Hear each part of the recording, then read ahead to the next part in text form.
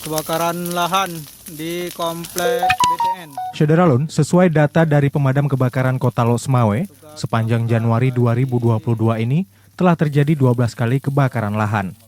Terbanyak terjadi di Kecamatan Muara 1, khususnya di Desa Blangpanyang. Danru Pemadam Kebakaran Losmawe, Ridwan, Senin 31 Januari, mengakui kalau sepanjang Januari 2022 telah terjadi 12 kali kebakaran lahan. 3 kali di kawasan Kecamatan Muara 2 dan 9 kali terjadi di Kecamatan Muara 1. Khusus di Kecamatan Muara 1 terbanyak terjadi di kawasan perbukitan Blangpanyang.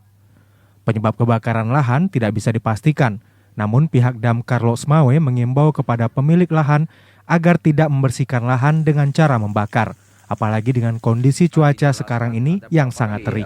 Kebakaran lahan di Kota Losmawe sepanjang Januari 2022 ini. Kalau untuk sementara ini yang saya perkirakan sudah yang di TKP 12 kali.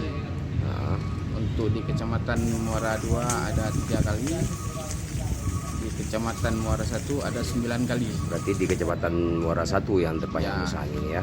Itu pun yang sering terjadi di kawasan Blangpanyang sama Padang Sakti. Padang Sakti ya. Sejauh ini bisa diketahui penyebab kebakaran lahan?